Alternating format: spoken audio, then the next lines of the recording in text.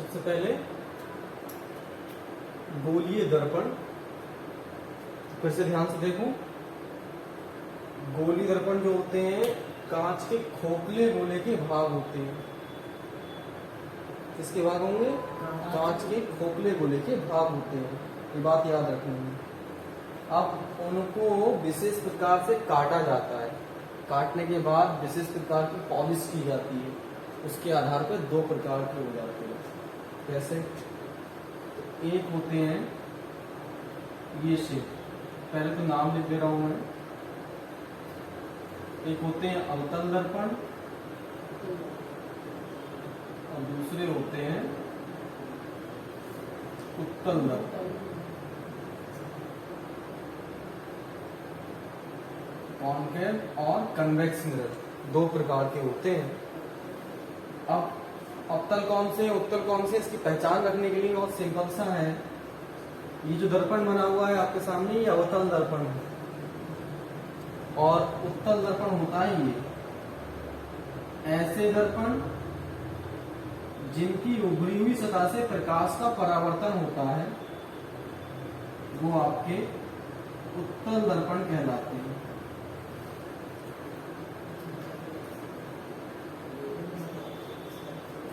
ऐसे दर्पण जिनकी उभरी हुई सतह से क्या होगा? प्रकाश का परावर्तन होगा, वो क्या है? उत्तल दर्पण। ऐसे दर्पण जिनकी दबी हुई सतह से प्रकाश का परावर्तन होता है, उन्हें अवतल दर्पण कहते हैं। याद रखने के लिए कैसे याद रखेंगे? आ से अवतल, तो अवतल मीन्स अब दब गया तल। अब दबा हुआ तल किसका है? इसका। ये कौन सा दर्पण है? अवतल दर्पण। ऊ से उत्तल, ऊ फॉर यहां देखो उभरा हुआ, ऊ फॉर उभरा भी होता है, ऊ फॉर उत्तल भी होता है। तो उत्तल दर्पण कौन होते हैं? जिनका परावर्तन उभरी सतह से होता है। अब इस पे पॉलिश क्यों करते हैं? आमतौर पे ये कांच का खोखला गोला है, हमें बनाना है दर्पण।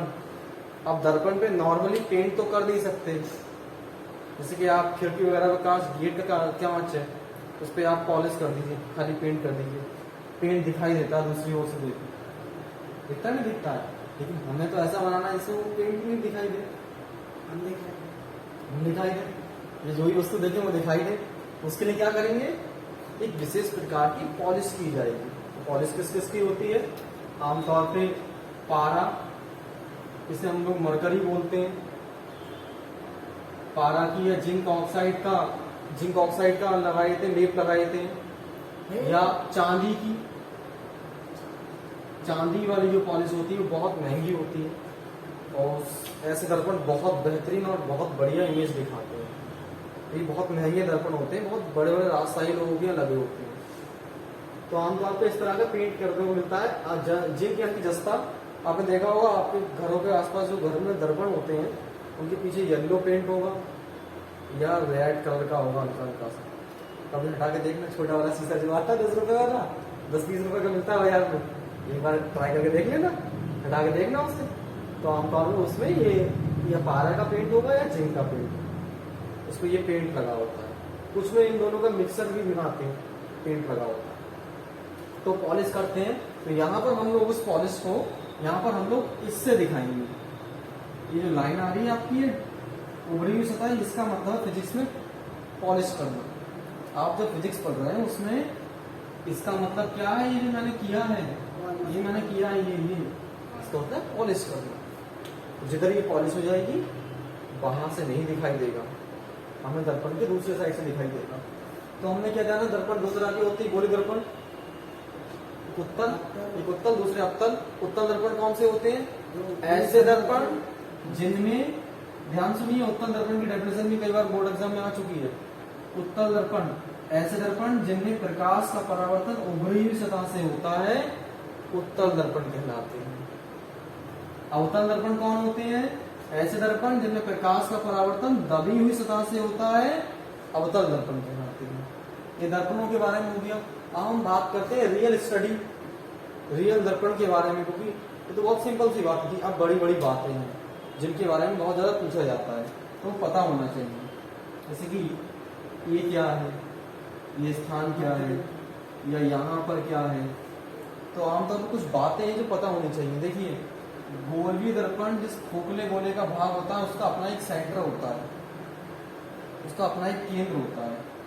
तो गोलीय दर्पण जिस खोखले गोले के भाग होते हैं उसके केंद्र को वक्रता केंद्र कहते हैं, इसलिए इसे सी से दिखते हैं, कर्वेचर पॉइंट होता है। तो आपसे यहाँ दिखवाया भी जाएगा, पूछा भी जाएगा बोर्ड एग्जाम में कि वक्रता केंद्र क्या होता है। तो वक्रता केंद्र क्या होता है? गोलीय दर्पण जिस खोखले गोले के भाग होते हैं उसके केंद्र को वक्रता केंद्र कहते हैं। किसी ना किसी का भाग तो रहा होगा, पूरा सर्कल रहा होगा, पूरा स्क्वायर रहा होगा, तो उसके सेंटर को क्या कहेंगे? वक्रता केंद्र। फिर आएगा, ऐसे आता है वक्रता त्रिज्या क्या होती है।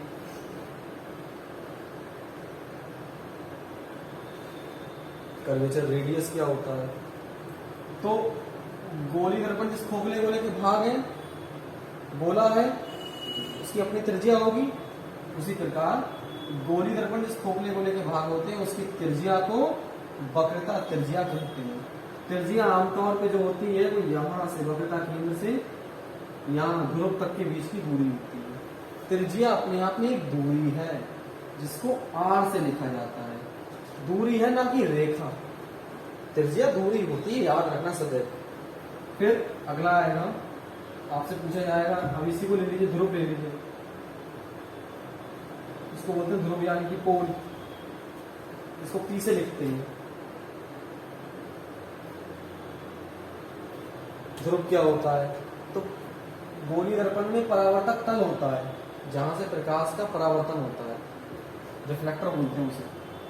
तो गोलीय दर्पण में परावर्तक तल के मध्य बिंदु को ध्रुव कहते हैं, दर्पण क्या कहते हैं? पोल कहते हैं। ये डेफिनेशन सब पता होनी चाहिए, हम लोग रिमार्क भी करेंगे, सवाल करेंगे तो वहां बहुत यूज होती है, इसलिए सब पता होनी चाहिए, सब बोर्ड एग्जाम में आई हुई डेफिनेशन है। फिर इसके बाद पूछा जाएगा आपसे, ये होता है फोकस। तो पता होना चाहिए फोकस क्या होता है। फोकस बोलते हैं या मुख्य फोकस बोलो, ये दोनों पूछे जाते हैं। इसके अलावा फोकस के अलावा एक चीज और पूछते हैं, वो पहले बता दूं, उसका नाम है मुख्य अक्ष। सबसे पहले ये पता होना चाहिए मुख्य अक्ष क्या है, मेन एक्सिस। तो जो गोलीय दर्पण में ध्रुव और वक्रता केंद्र को मिलाने वाली रेखा होती है उसको बोलते हैं मुख्य अक्ष। क्या बोलेंगे इसको? वक्रता केंद्र और ध्रुव को मिलाने वाली रेखा मुख्य अक्ष कहलाएगी। ये लाइन क्या है? मुख्य अक्ष। यहां से यहां तक की दूरी क्या है?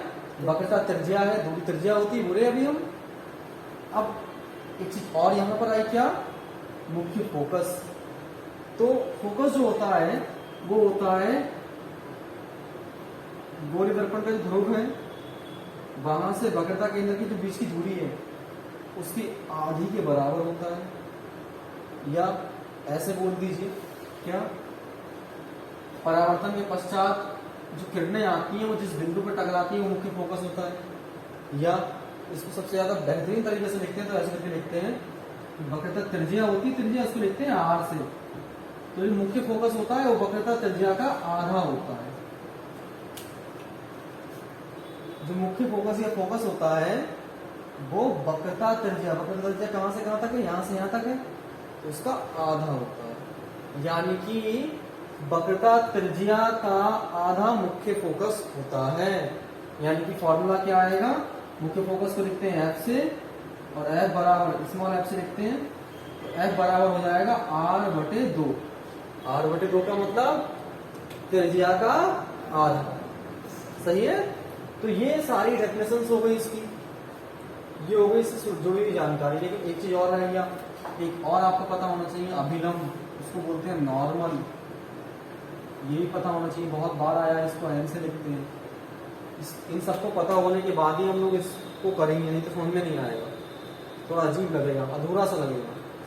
तो जो अभिलंब होता है वो क्या होता है? वक्रता केंद्र और दर्पण के किसी बिंदु को मिलाने पर जो लाइन आती है उसको बोलते हैं अभिलंब। और आमतौर पे ये जो होता है परावर्तक तल और वक्रता केंद्र के बीच की जो ये लाइन है, ये लाइन आमतौर पे परपेंडिकुलर यानी कि 90 डिग्री के सदैव गिरती है, इसलिए इस रेखा में जाने वाला प्रकाश सदैव इसी में लौट के आ जाता है। यानी कि प्रकाश जाएगा फिर लौट आएगा, जाएगा फिर आएगा, फिर आएगा, फिर आएगा, जाएगा, यही होता रहेगा इस लाइन में। तो इसको बोलते हैं अभिनव। इसमें हंसने की कोई बात नहीं, जाएगा आएगा। तो सिस्टम सिंपल है। ऐसे आप देख सकते हैं। आप सबसे बेहतरीन एग्जांपल ले लीजिए, आप टॉर्च लीजिए और घर में शीशा हो गई, 2 मिनट के लिए टॉर्च बिल्कुल परपेंडिकुलर गिराओ, ऐसे करके बिल्कुल 90 के एंगल से गिराओ, तो प्रकाश कैसे गिरेगा? वो 90 पे गिरेगा। वो दर्पण है तुम्हारा, वो बीच में क्या होता है? परावर्तक तल होता है। वो पूरा दर्पण ही परावर्तक तल है। पॉलिश जितने हिस्से तक होगी उतना परावर्तक तल होता है। अब वो प्रकाश ऐसे गिर रहा है, तो बताओ प्रकाश के किनारे पर जाएगा, इधर जाएगा, ऊपर जाएगा, नीचे जाएगा, या उसी टॉर्च के अंदर समा जाएगा? नहीं जाएगा साइड से। बिल्कुल आपने जब ऐसे करके डाला है ना, प्रकाश सीधा डाला है, तो प्रकाश वापस टॉर्च में आता हुआ दिखाई देगा, कहीं नहीं जाता दिखाई देगा। ट्राई करके देख लेना। टॉर्च लेना, मोबाइल वाला मत ले लेना, वो टॉर्च पुराने जमाने वाली बड़ी वाली जो आती है हैंड वाली, हाँ हाँ हाँ, उस तरह की वो आपने बीच में डालते हैं ये टॉर्च, गोली दर्पण के जो अक्कल वाले में बीच